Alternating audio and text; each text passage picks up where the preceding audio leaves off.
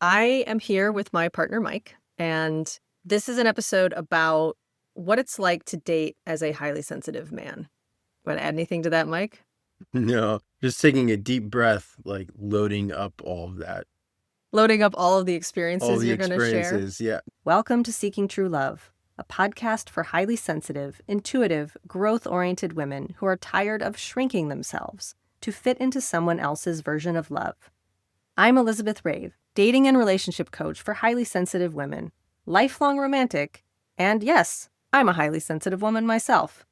Maybe you've asked yourself, why is this so hard for me? Why does love feel overwhelming or just out of reach?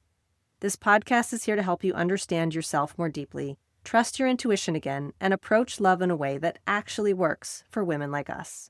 Because love isn't something you chase, it's not some fairy tale, and it's not something that you just find one day. It's something you become ready for, because your love story should be extraordinary. You're just right for me, and I'm just right for you. And I'll take your heart and squeeze so softly, so sweetly, forever love.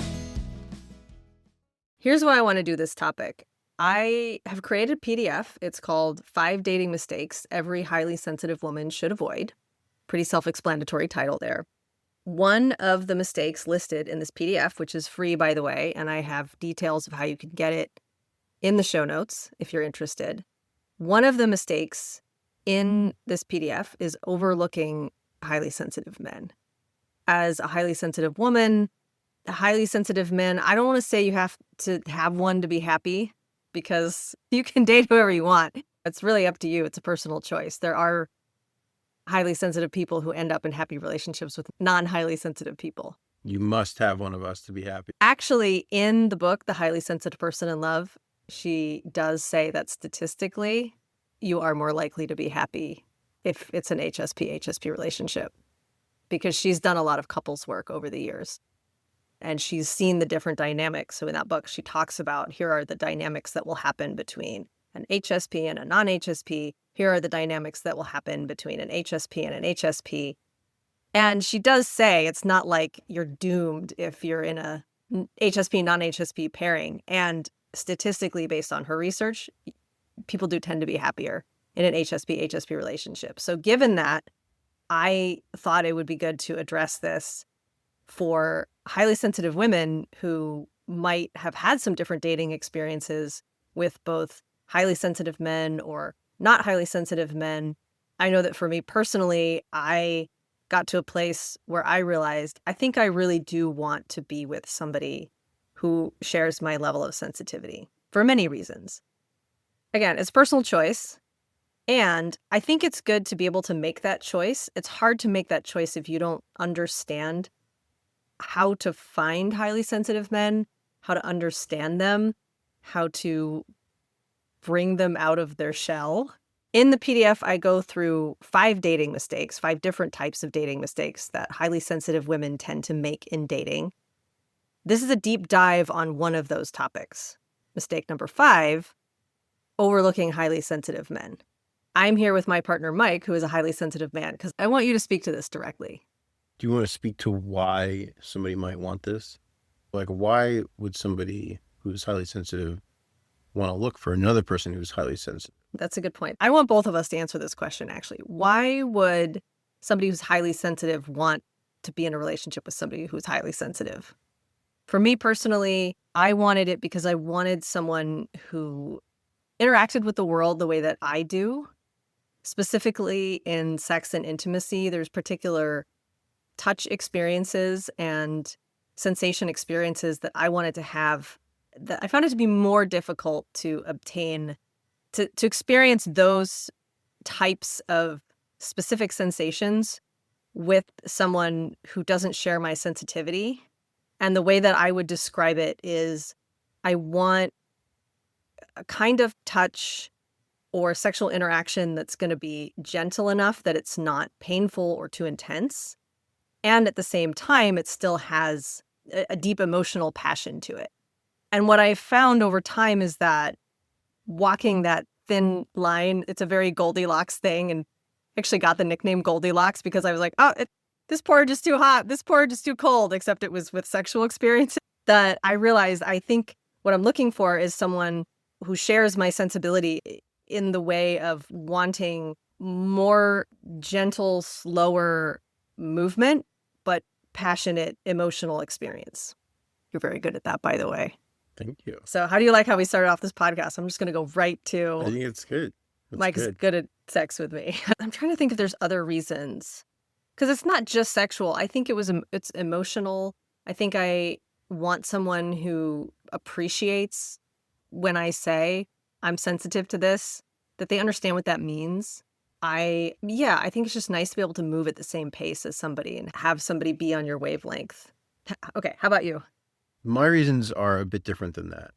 I think that I always wanted to be with somebody who I felt could understand me. And part of that has to do with being highly sensitive and also being an introvert. I grew up with a lot of disapproval for who I was and how I was being. And there's always been a lot of expectations on me for how I interact with the world and what I enjoy. For example, a lot of people love to go out to parties and bars and loud social places with a ton of people. And I'm not like that. And it's not just that I'm not like that. It's that quite often I've had the experience of other people not understanding that I'm not like that and saying things like, oh, just give it a try or just give it an hour or two and you'll love it. And I've learned at this point in my life that there are certain things that I'm just not going to love. And I really need to be with somebody who can get that, certain environments, certain things are overstimulating, they're overwhelming, and they're not going to work for me. And they're not going to try to override that and push me towards the things that I don't like, that don't work for me. And I think there's a sense of deep understanding that I want to feel with my partner that I usually don't experience with somebody who isn't highly sensitive, because they don't actually get it. They don't have the same visceral, physical experience of life. So I think it's similar to what you said, where like you want somebody who can understand what it means to be sensitive. I think it's the same thing, but it just shows up maybe slightly different for me in terms of what's really important. Yeah, I think that's a good point, that we don't have identical sensitivities, and that's not how that works. But I think because we do have this trait in common, that we can say to each other, oh, this is one of my sensitivities. And there's a general understanding of what that means. Yeah. And it's nice to be able to have a partner that understands that and isn't trying to override it. That's not to say that every partner who's not an HSP is going to try to push you past these things. I have had some good partners in the past where those relationships felt good and they were comfortable. They weren't quite as fulfilling as this one, but it wasn't like they were constantly dragging me into overwhelming situations. I want to make that clear, that it's not, as an HSP, the only people in life who are going to respect your boundaries are other HSPs. It's not just about boundaries. It's really about a deep understanding. Yeah. And I think, it's not, you don't have to be an HSP. It's just something that I think it helps. It helps. Yeah.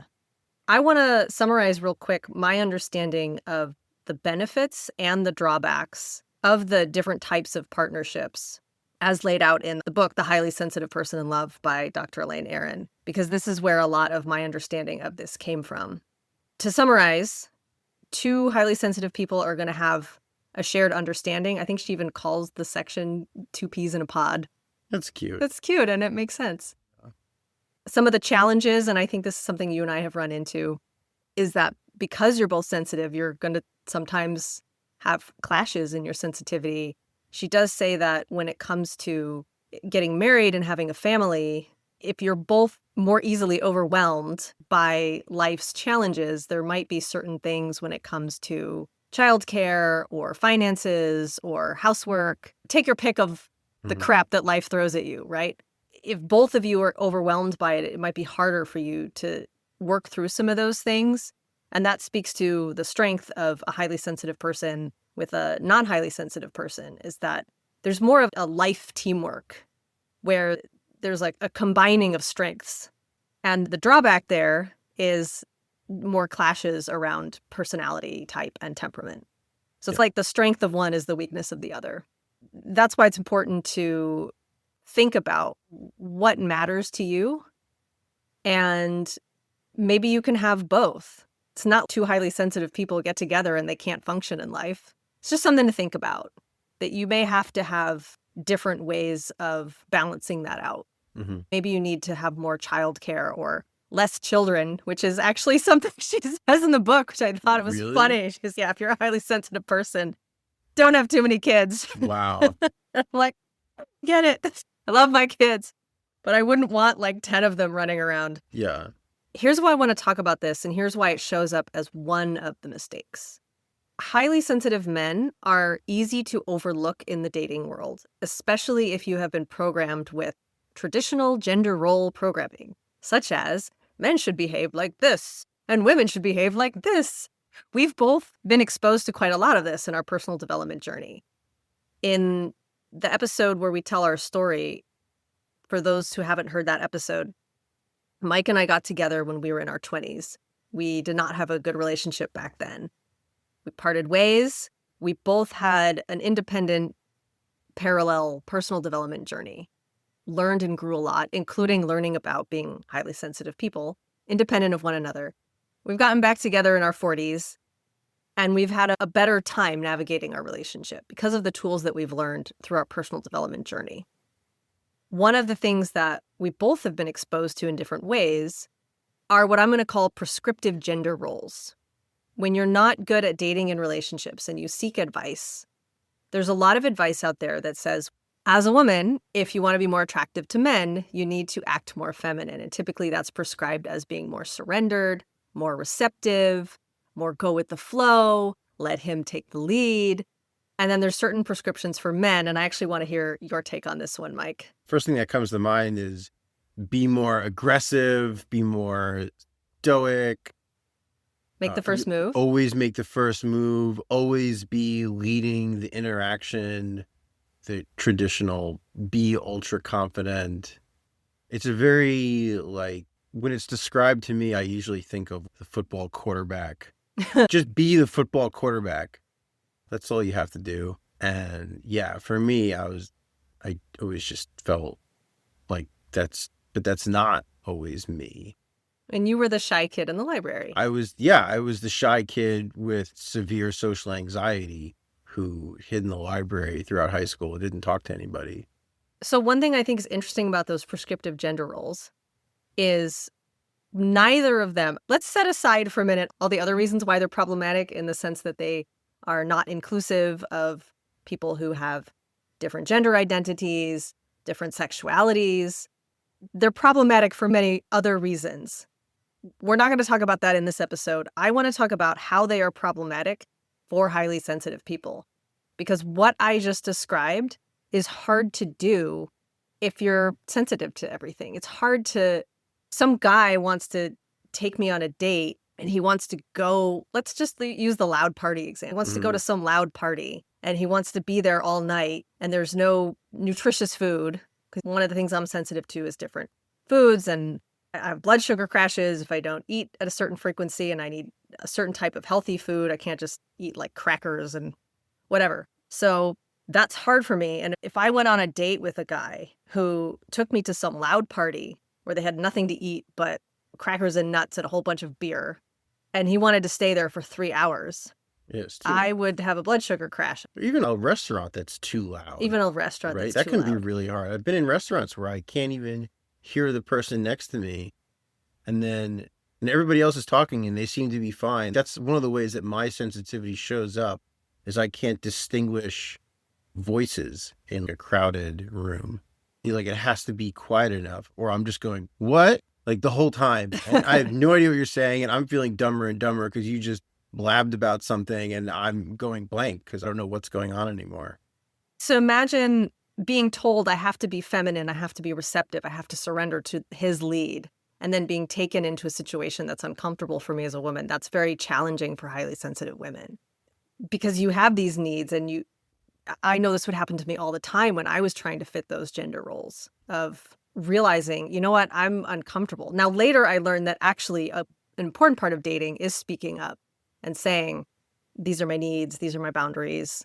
I want to also hear from your side about how that expectation on you to always be leading, always be the alpha, the quarterback, as you said, how does that take a toll on you? I think the toughest part for me was the always be leading part translates to, and I think there is some truism to this, but it's up to you as the guy to make the first move. And when I was in my late 20s, early 30s, and wanted to be dating, and I met other guys who also wanted to meet women, they wanted to go out to bars and clubs and generally loud places because that's where the people were. And I not only could not function in those environments, I certainly could not go up and approach women and try to have a conversation with them, partially because I couldn't hear anything that anybody was saying. It didn't matter who you were, I couldn't have a conversation with you. If you were really attractive and I was trying to have a conversation with you and then leading the interaction somehow, it was a ton of pressure and it was totally unworkable for me. And I think that got combined with seeing other guys who are not super sensitive being able to function in those environments and having a good time and meeting people. I got super frustrated and eventually, and maybe you want to talk about this more, but like I stopped going to those places. Like I eventually got to the point where I realized that I would go out hopeful, thinking I'm finally going to overcome my inability to function in those places, leaving alone and more lonely and more upset than when I started the night, and realizing that I would have been better off staying home watching a movie by myself than being confronted with that frustration. So I stopped, and no one was ever going to find me in those environments ever again. That was it. And that was part of your growth. That was To part of my realize growth, that. was recognizing what my capabilities were. But that was part of how I think some of the masculine stereotypes, one of them was that it always has to be me that approaches. And I think that in the dating world, there is this thing of if it's really hard, you got to push through anyway. Always got to be. Well, that's a male thing. It's a male thing. Yeah. Like the greater the challenge, the greater the reward. And if you weren't pushing through that, then you weren't masculine enough or something. I want to go back to what you said about that you would go out hopeful every night. This is something I'm going to overcome. That actually touches on some of the other mistakes that I've discussed in this PDF about not really understanding what your sensitivity is and therefore thinking that you're going to somehow overcome it and become this other person. And that's never going to happen. I have a story for you. Yes. I remember planning to go out on a Saturday night, and I was going out to this club because I had friends who invited me, and I played the song from Mariah Carey, "There's a Hero If You Look Inside Yourself," and staring in the mirror and being like, okay, you're going to be your own hero tonight. Like, you're going to do it. And psyching myself up and going out and then showing up. And I just couldn't do it. And just running out upset with myself because I could not function. Literally played the Mariah Carey song, trying to be like, it's you. It's all on you. You can do it. Nope. Couldn't do it. You also had experiences working with other coaches and doing workshops. I want to hear from you, but this is my understanding of what your experience was, that you did get value from those coaches in those workshops in the coach and workshop setting itself. They were able to point things out to you about ways that you could show up differently. They gave you new insight into different things. They pointed out to you what you were doing. And there was this moment where after you were in the comfort of the workshop setting and everything was going relatively well, that then they would say, okay, now we're going to go out and you're going to practice. And they would take you to these clubs and Yes. it would fall apart. Talk more about that.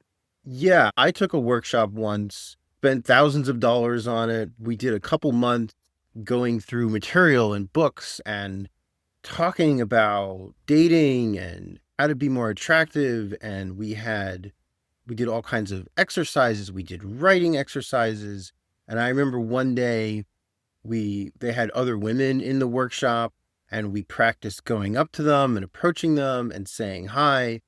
And I remember this one woman looked at me and she said, "I'm not sure why you're here. You seem to be totally fine. You were able to come talk to me and flirt with me and say hi, and you were totally confident and totally relaxed.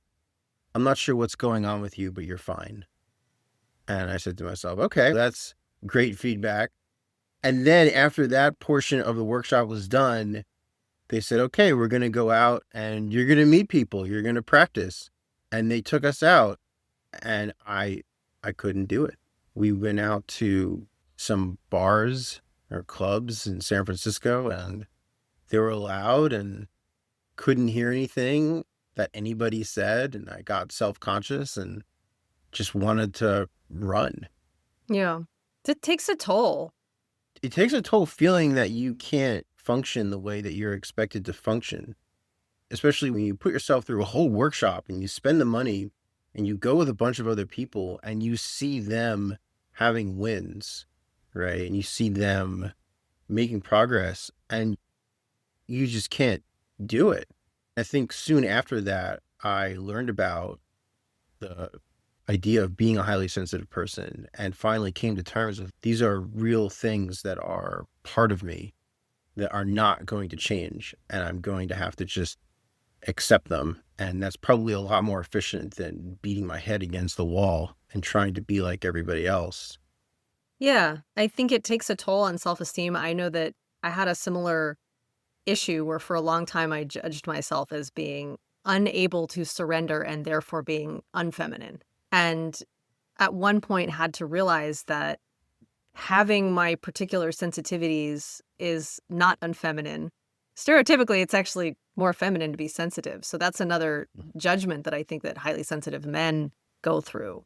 I think it's getting better as people are uncovering more of the toxic masculinity that's out there that tells men not to express their emotions or not to have intimate relationships that aren't sexual relationships with women. I think that it does seem to be getting better. There are more outlets, but it's still hard. And I think it can be especially hard for a sensitive man who is taught, oh, that's unmasculine to be so sensitive. It's not masculine to have emotions, to express your emotions. And of course, we're fed like there's a double narrative because you talk to a lot of women and they tell you they just want a guy who's emotionally in tune and can express themselves. But honestly, you do it a lot of times as a guy and it's not always well received either. So I think that women are often programmed with the idea of what's masculine and what's not too. It's something I had to overcome. I had some innate programming, and then it got worse when I first started learning dating advice. I was so green, like I'm doing something wrong and I don't know what I'm doing and I just need to figure out what it is. And when I first learned about the prescriptive gender roles, which are so prevalent still in dating and relationship advice, and I get it because I do believe in a kind of, let's call it the dance of the sacred masculine and the sacred feminine, and however that wants to show up in your relationship can be really beautiful, especially in heterosexual relationships. I know that can be an important thing, and I don't want to dismiss that because I also have felt that and enjoyed having that with you.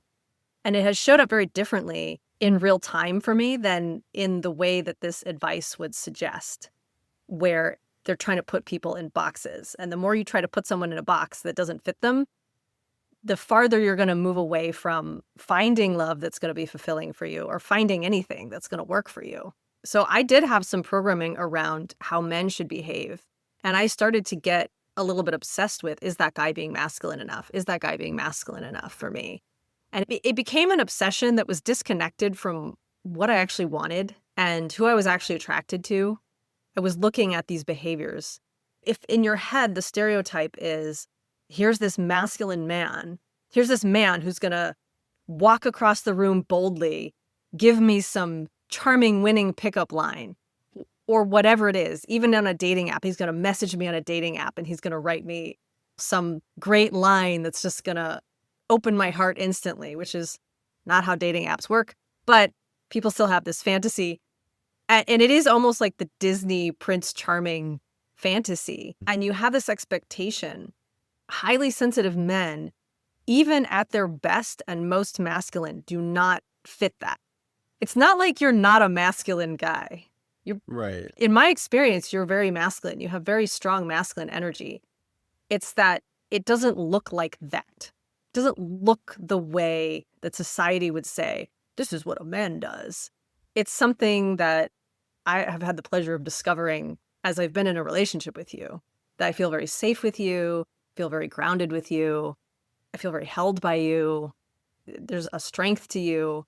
So I want to make that clear that I'm not saying, oh, highly sensitive men, you're going to have to sacrifice masculinity. It's that you're going to have to learn to recognize it in its pure form and let go of the stereotype. I think that like the way this looks for me is that even in the social environments where I'm fine, right, that are not too overwhelming for me, there's a good chance that I am not the loudest person in the room, right? And I'm not necessarily totally quiet, but if you want to connect with me, you're going to have your eyes open a bit.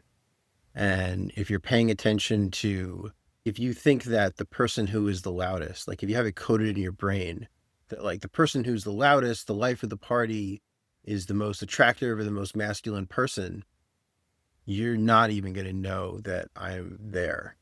Gotta look for the shy guy in the library. Yeah, you gotta look for the shy guy in the library. So that's one tangible thing, is to let go of the stereotype. So we're talking about this mistake of overlooking highly sensitive men and how do you recognize them and connect with them? That would be the first thing, is to simply let go of any stereotypes you have about masculinity. Actually get to know somebody who may appear more shy, more introverted, more quiet, isn't even going to be in those loud environments. As a highly sensitive woman, you're probably not there either. But think about where you can go, where you can meet other people in a quiet place. This is where I actually think dating apps work really well, is you are able to stay within your comfort zone, meet people through the phone, and then meet someone still at a quieter cafe or wherever you want to go. Really have that conversation, see if there's a connection there. So it's already easier in that way. I think that's the first thing, though, is just letting go of a stereotype of what masculinity looks like, and instead giving yourself a chance to really feel it with another person. I do want to honor the experience of, I want a man to ask me out, I want a man to seduce me. You're not giving that up by starting the conversation. You are opening the door for that. I want you to speak to that, actually, Mike, that once the encouragement is there, it's not like he's going to be a brick. Like, you're going to come forward. Yeah, there is a thing where guys have to learn how to recognize the opening that is presented to you and take advantage of it, right? If you come up and you're talking to me and we have a great conversation, I can still ask for your number. I can still ask for the date. I can still pursue you in a way. You've just given me the opportunity to recognize that, oh, hey, this is a person who came up to me, they said hi, they might be interested in me. All of that is still on me to some extent, and still something I need to be capable of doing. I can't just relinquish all responsibility to move the interaction forward as a guy. It's just that you've made the first part, which for me is the hardest part, a lot easier. Breaking the ice is the hardest part Yeah. for men. Yeah. Because of the barriers that exist for men that actually don't really exist for women in the same way. Yes. So if you are able to move forward through that first barrier as a woman, you'll still have the interaction you want on the other side of that, unless he really is a wussy. But yeah, some guys won't. yeah, some guys will. It's not always going to work. Yeah, will prove but- themselves to be genuinely awkward in a way that they're not functional. But Right. My experience has been that by removing that first barrier to entry, literally just the first barrier to entry, I've really opened the door for a lot of great conversations with wonderful men, highly sensitive or not, that from there on out, they showed up. Yeah. They did the thing. I didn't have to do all the work. Yeah. This isn't a you need to do all the work piece of advice. So I have a question for you. Yeah. I don't know if you want to go into this, but if you are either on the dating apps or out somewhere and you have it in your head, I think I want to date a sensitive guy, what would you look for? What would clue you in? And would you get those clues before talking to somebody or after talking to somebody? What would you be looking for? I don't know if I could pick out sensitivity without talking to somebody. So you'd have to talk to them first. Yeah, I think you could definitely look for environments where people are like that are going to naturally gravitate. So these are quieter environments. I don't know how often now people are striking up conversations with each other in cafes. If I'm going to meet someone in person, I would want to go to some kind of retreat or some kind of social event or a class, like a meetup around a shared interest. I like environments where the people who are gathering are encouraged to talk to each other and introduce themselves to each other. I think walking up to someone just in the world, on the street or in a cafe, yes, conversations can happen naturally, but I think trying to force it is actually quite awkward. I think it's a very awkward way to try to date and meet people. It's not what I recommend to anybody. I was more thinking of, let's say you're at an event, because I go to plenty of events where there's 20, 30 people there. There's just a bunch of people. Maybe it is a workshop. Maybe it is like a birthday party. How do you know who to talk to if you're trying to key in on this thing? Is there something you look for? It's funny because over the course of my life, I have gravitated towards more highly sensitive men. And I think what I often look for is someone who's sitting quietly by themselves. Yeah. And I do encourage striking up conversation. This is something that I'm good at. You and I have talked about this. I am an extroverted HSP, and that is a different animal than an introverted HSP. So I understand that might be a little bit more challenging for more introverted people. If striking up conversations with people you've never met before is very anxiety provoking for you, I would suggest dating apps. I would still suggest making the first move on a dating app, but that's much less vulnerable. Right. You know me, I had a conversation with a homeless guy the other day while I was waiting for you to pick me up at the train. And you're like, what are you doing? I'm like, I like talking to strangers sometimes. So it's a little different. Yeah. Because I actually enjoy that. I like that kind of socializing. I don't like loud environments that take a toll on my nervous system, but I do enjoy meeting new people. But I think there could be a fair number of, let's say, ambivert and extroverted women listening to this. Right. Who may not have really thought about identifying, like, who's the quieter guy, who's more receptive that I could talk to. If you see a guy kind of sitting by himself or looking a little bit awkward and uncomfortable, go strike up a conversation with that guy. He's going to be so happy. It doesn't work the other way around. I don't know if women realize how happy men are that women walk up to them and start conversations. Because for women, it can be really annoying. Most women have had some experience of some loud, obnoxious guy trying to hit on them in let's just call it an inopportune moment. And we know that. Yeah. Like, the more sensitive of a guy you are, the more aware you are of the chances that annoying a woman by talking to her are high. That's a good point. Actually, the more emotionally attuned, more sensitive man knows that women find this annoying. I'll tell you a story. In my old apartment complex years ago, I was walking on the grounds and I was on the phone. Like, I'm talking on the phone with headphones as I'm taking a walk. And this guy is just, hey. And I turn around and I was wearing shorts because it was summertime. He's like, hey, nice shorts. And I'm like, on the phone? You gotta interrupt my phone call to tell me I have nice shorts? It's so obnoxious. And I know that highly sensitive men, any emotionally attuned man, regardless of the sensitivity of their nervous system, but I think for highly sensitive men, these things go hand in hand. You guys have this awareness of this, and you don't want to be that obnoxious guy who's like, hey, nice shorts.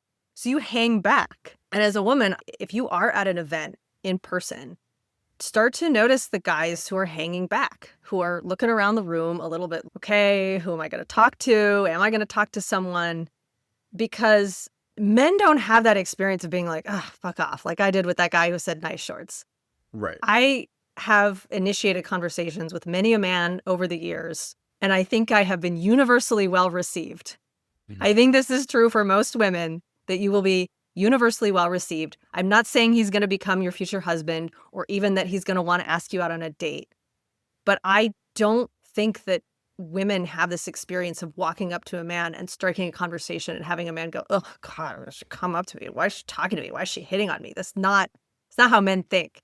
They're like, oh, cool. She came and talked to me. Great. Phew. Now I don't have to do it. Yeah. Especially the guy who's sweating in the corner of the room, Yeah. scanning, going, what am I going to do? Really takes the pressure off.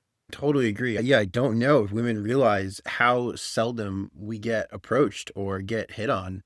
I used to commute through the Castro, and I remember being hit on by gay guys and actually being happy about that, even though I had no interest, because it was just somebody expressing interest in me.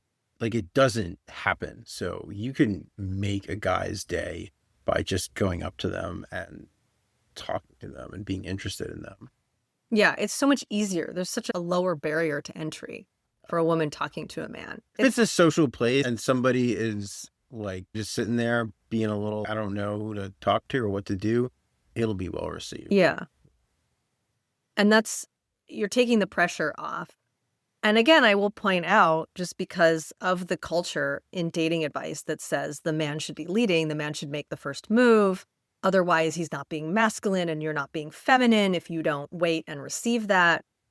Me initiating conversation, this has messed up masculine and feminine polarity 0 times. That's not what happens in real life. It's not like you walk up to a man and all of a sudden you can't have an experience of them having a masculine energy with you, even in that interaction. Yeah. And they'll still ask you out on a date if you want to be the one asked out. It's about breaking the barrier and showing enough interest that they can feel confident to ask you out on a date. So I would say that's the first thing, is becoming comfortable initiating conversation. In person, if that's overwhelming for you as a more introverted HSP, make the first move on a dating app. Hey, I really liked your profile. Seems like we have stuff in common. But here's what I like about dating apps. You can be a lot more overt about what you're looking for, and you could, on your dating app, say, I'm highly sensitive. I want a highly sensitive man. Yeah, I like that idea. I'm trying to think of some keywords that I would look for men who wouldn't necessarily identify as another highly sensitive person. If I was looking on dating apps, I would probably look for men who, I look for personal development oriented men anyway. So I would look for men who identify themselves as being interested in growth, personal development, honest communication, emotional intelligence. Obviously, anyone can say those things, but there's a particular way that I've noticed that certain men will express those things. They tend to convey being a little bit more sensitive to their environment, to their worlds. Another thing I would look for are things like what you said, don't want to go to loud bars and clubs. I like hiking. I like being out in nature. I'm more introverted. I like a quiet walk, a quiet stroll. So I would say those are some of the keywords you can look for, because not everybody self-identifies as a highly sensitive person. They may or may not have come across the body of work that describes highly sensitive person, but you're going to see those types of keywords and descriptions. Somebody who likes to read a lot, who likes to stay home and watch movies. Yeah, I'm trying to think of what I had on my profile, but I think it is that stuff. It was about how I really appreciate deep connections with a few friends, how I like to take walks outside, how I like to watch movies, I like to read books, maybe some activities that I enjoy doing with my friends, some of the personal development stuff.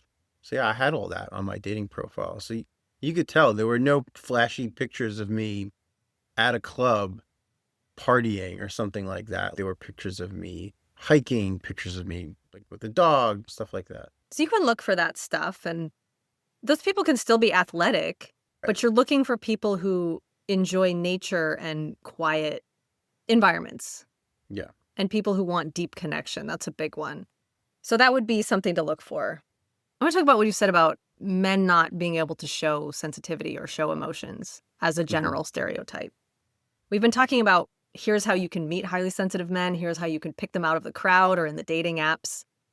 What do you do when you have one? Hope for the best. So you've connected somehow, and now you're on a date. This is where I think you need to get honest with yourself, because this is actually something I had to look at and overcome a little bit, work through some of the stereotypes that I had been programmed with and let go of, in the recognition that I wanted a highly sensitive man. What happens when he shows some emotion? Maybe it's not going to be on the first date, because at first date, everyone's on their best behavior. But at some point, I've seen you cry. I've seen you show emotion in ways that, let's say, 25-year-old Liz would have been very uncomfortable with. And you knew me back then, so you know that. Can you hold space for that? Yeah, it's really important. Are you going to get icked out if you see his actual sensitivity come out? Yeah, if you want somebody who's sensitive, they're going to be sensitive. Right. They're going to have some feelings. You got to be okay with that. How would you recommend dealing with it? I feel like there's two pieces to it. I think the first part is just within yourself feeling okay with it. If the person you're with starts being emotional with you, sharing something vulnerable or something comes up where they're upset, how are you going to feel about it? Are you going to be okay? Are you going to judge them for it? Are you able to have that space internally where it's okay to be with a guy who's maybe in tears over something? And I think externally, just, I don't know, what do you do on the outside? Just listen and maybe offer reassurance, comfort, hugs. Don't tell them how to fix it. That's like the stereotype, but in reverse. It's a reverse. Yeah, it's what a lot of women say that they want. But you have to be able to offer, think about what you would want in this scenario where you're being vulnerable and in tears with your partner, and offer that. I think that's good advice regardless of whether the man is highly sensitive. Yeah. All men have emotions, and I think that they need space in their relationships for their emotions. The reason why we're bringing this up in this context is because it's probably going to happen more frequently with a highly sensitive man. Yeah. And it's going to happen over things that, I don't want to call them small things, but things that are stereotypically not things that are supposed to bother a man. Yeah.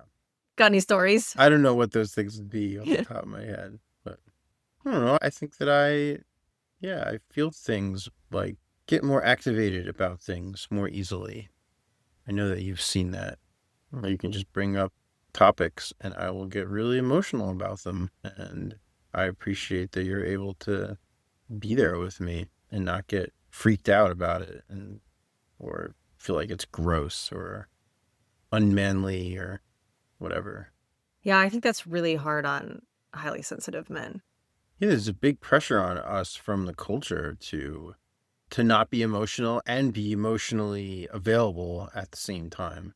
You don't have emotions, but you have to be emotionally available for women. Yes. That's the pressure. Yes.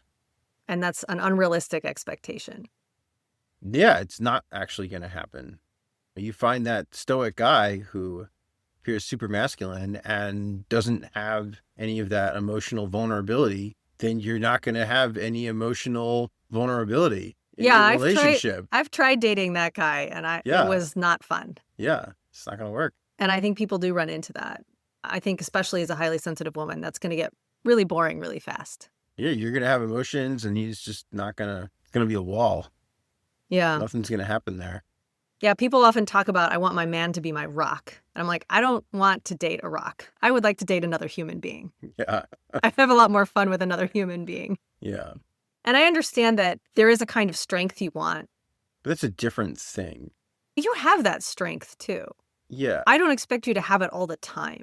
But I think emotional vulnerability and like inner strength are two different things. I would agree with that.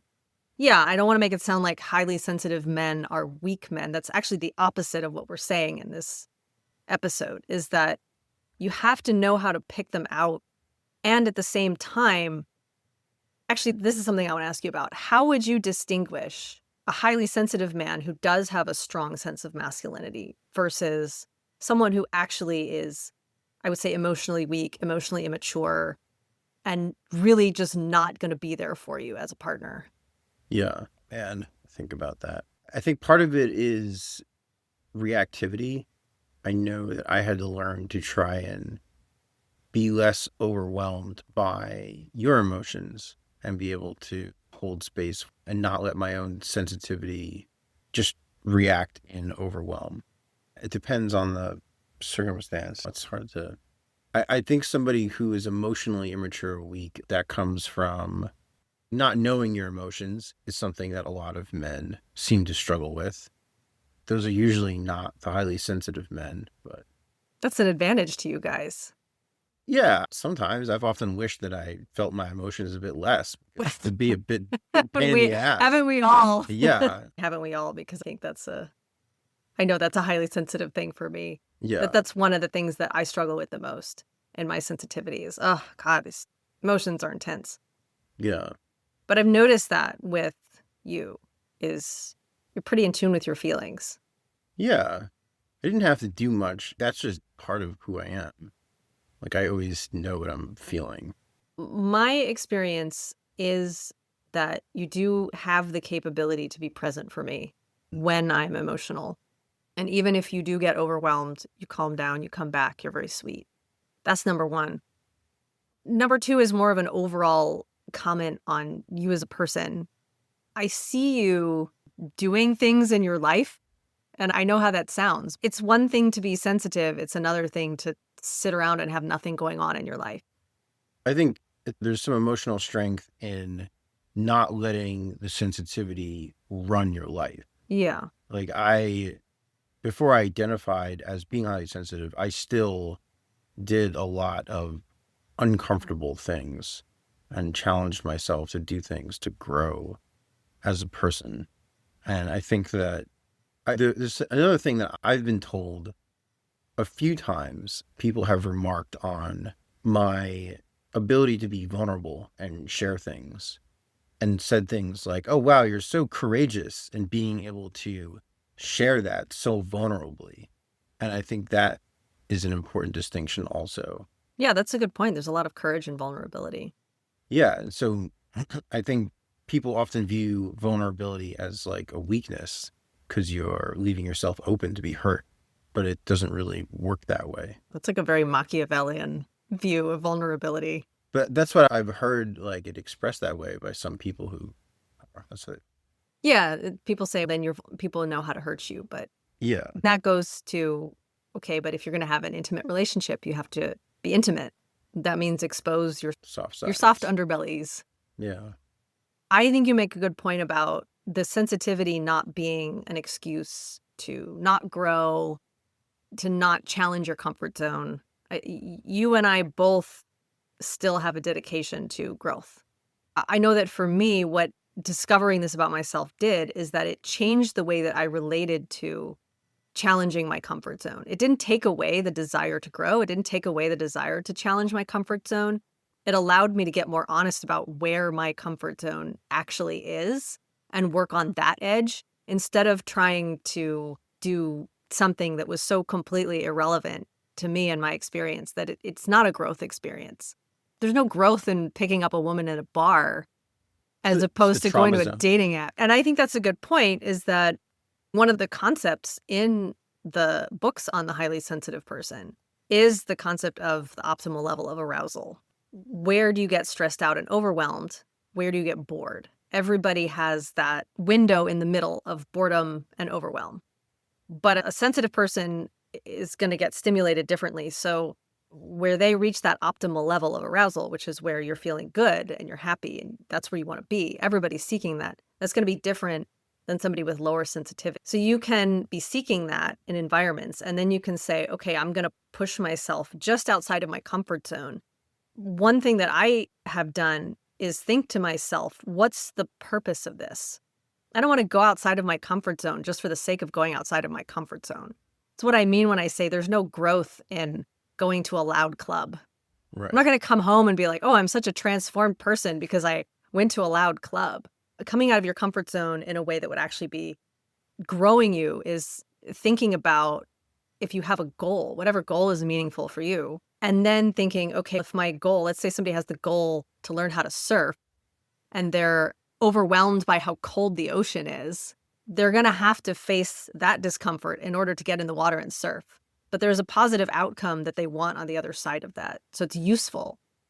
And there are ways that you can do that. And also you can wear the wetsuit so you're not as cold. And there are ways that you can do it that maybe you don't have to be unnecessarily uncomfortable. And that's not something that I really gave myself permission to do in the beginning of my growth journey, because I was around so many high octane coaches and personal development people who wanted these really intense, dramatic personal development experiences that were actually quite overwhelming. And at the end of the day, maybe not the most transformational. You know what I'm talking about because you've had those too. Just because you've had an emotional experience doesn't mean you're a different person on the other side. Yeah. And you have to distinguish between an intense emotional experience and an actual transformational experience, which usually comes with some sort of insight, some sort of new emotional shift internally, followed by some kind of new action that you're going to take. That's really how transformation happens. If you go cry about something in a workshop and then you go home and you don't do anything different, you haven't really changed anything. You've just cried a bunch in a workshop. Exactly. Yeah. I think there's a lot of workshops that thrive on that. Yeah. And I know that I've had overwhelming experiences with that, and so have you. I think that's my version of we're going to go to the loud club. Like, I didn't really do that kind of thing, but I went to some retreats where it really seemed like they were trying to grow us through emotional drama. And I, at one point, remember thinking, what are we doing? Why are we here? Yeah. What is the purpose of this? I've done that too, for sure. Mike, any last words of wisdom about the beautiful, wonderful creatures that are highly sensitive men and how to love them? I really like the part about talking to us, because I think that, especially if you are a highly sensitive man and you are an introvert, which I think is the most likely combination. It's the majority. It's the majority. We can have a really hard time, and we can get very lonely and have a lot of self-doubts that make it tough for us to initiate with women, to go up to women and talk to them. And on dating apps, the statistics are not in our favor for getting results. So there is a lot to be said for making the first move and coming up to us and talking to us. Just say hi, giving us that opening, saying hi on the dating app. I really like that piece of advice, especially for the group of people that is me. You mean highly sensitive Highly men? sensitive men. Let me see if I can summarize some of the lessons here that we went through. Okay, so takeaway number 1 would be, how do you spot a highly sensitive man? On a dating app, look for things like expressing the desire for deep connection, emotionally intelligent phrases or descriptions of emotional intelligence, communication, honesty, openness, vulnerability. Also looking for activities that are more quiet, like wanting to be out in nature or wanting to be home doing quiet activities. People who identify as introverts, those are all clues on dating apps. If you're out somewhere, just look for the guy standing or sitting in the corner who looks awkward and uncomfortable and like he wants to start a conversation with someone and he doesn't know how, and walk up to him and say hi. Liz And you is a will pro at that. You will make his day. Yeah. You will make his whole day.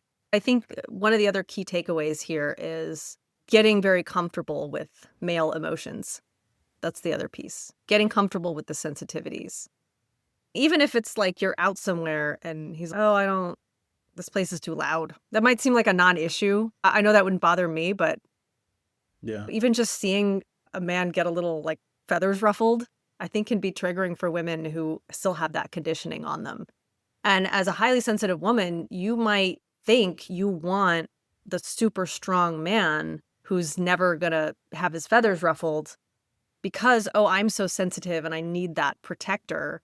And in reality, you would do better with a highly sensitive man. And you can let go of some of that and realize that being a highly sensitive woman doesn't mean that you're weak and you can't function and you don't need a man to protect you through everything. So you can let go of some of that and make space for him to be emotional and sensitive. He'll make space for you to be emotional and sensitive. That's one of my favorite things about our relationship, is that we make that space for each other. One of my favorite things too. Okay. If you are interested in the PDF, it is a free PDF, 5 dating mistakes every highly sensitive woman should avoid. You can find the information on how to access that in the show notes. Mike, thank you so much. You're welcome.